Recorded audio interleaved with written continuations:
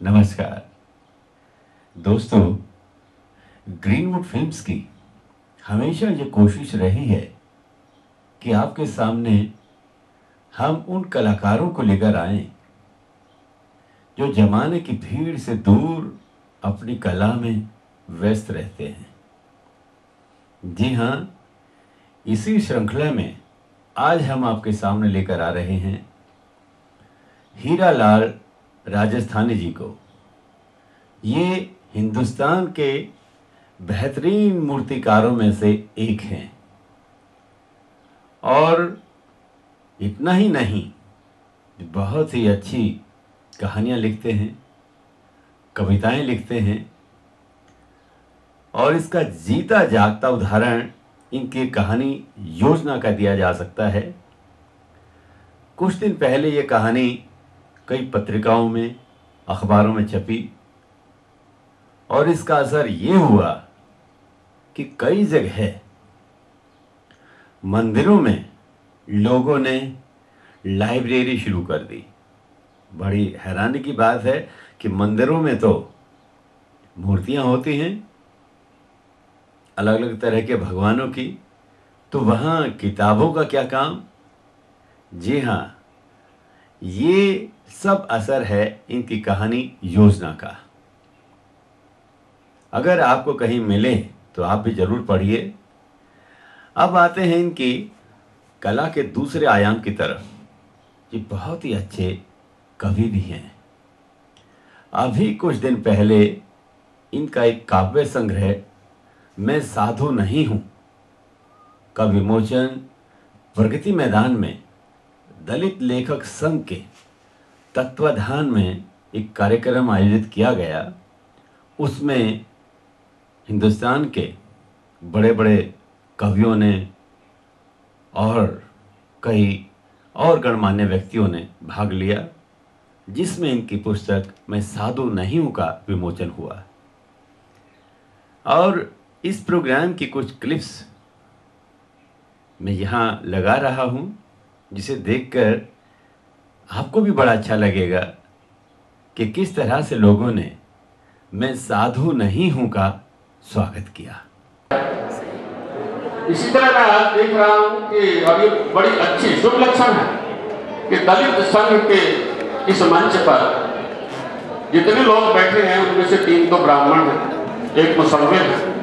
तो इसका मतलब ये है कि अब साहित्य से गुटबाजी खत्म होने जा रही है और साहित्य के अच्छे दिन वाकई आ रहे। तो इसी बात का मित्र एक आखिरी शेर और मुसलमान भाई के लिए स्पेशली, कभी कांटे कभी पत्थर कभी ये रात रानी, कभी कांटे कभी पत्थर कभी ये रात रानी है, यही तो जिंदगानी है, यही तो जिंदगानी है। और मुझे लूटा है अपनों ने तुझे भी खा गए, मुझे लूटा है अपनों ने तुझे भी खा गए अपने, यही तेरी कहानी है, यही मेरी कहानी। बहुत बहुत शुक्रिया श्याम सखा जी। मैं अध्यक्ष महोदय से विनती करता हूँ, अनुरोध करता हूँ कि ये किताब मैं साधु नहीं, मेरा कविता संग्रह, इसको प्लीज प्लीज एक फोटो।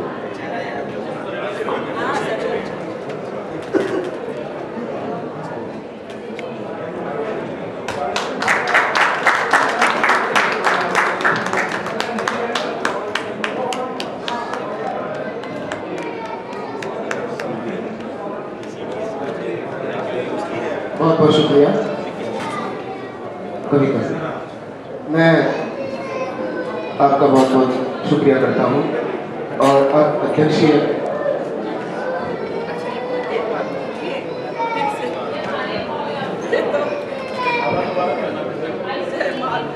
और आपकी अब और जिज्ञासा ना में बढ़ाते हुए इनकी काव्य संग्रह में से एक कविता जो सर्वश्रेष्ठ है, यानी कि इसका शीर्षक है सर्वश्रेष्ठ।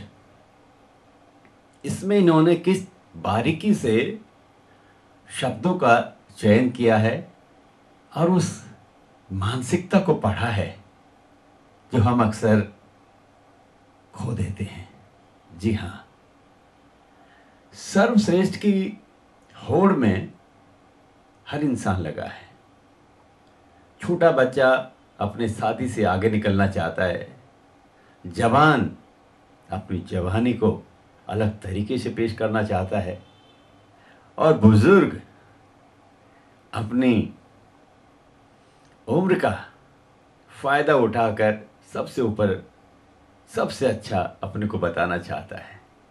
इसी तरह की मानसिकता स्त्री और पुरुष के बीच में है, और इन्होंने किस तरह से उसको बड़ी बारीकी से समझा है और शब्दों में ढाला है, तो लीजिए आपके सामने पेश है इनकी 62 कविताओं में से एक कविता सर्वश्रेष्ठ। सर्वश्रेष्ठ।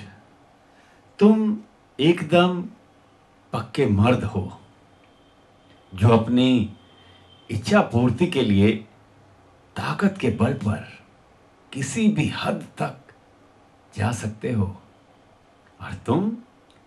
और तुम भी तो केवल और केवल स्त्री ही तो हो जो अपनी स्वार्थ पूर्ति के लिए हर वक्त अपने स्त्रीत्व के बल पर जाल बुनती हो।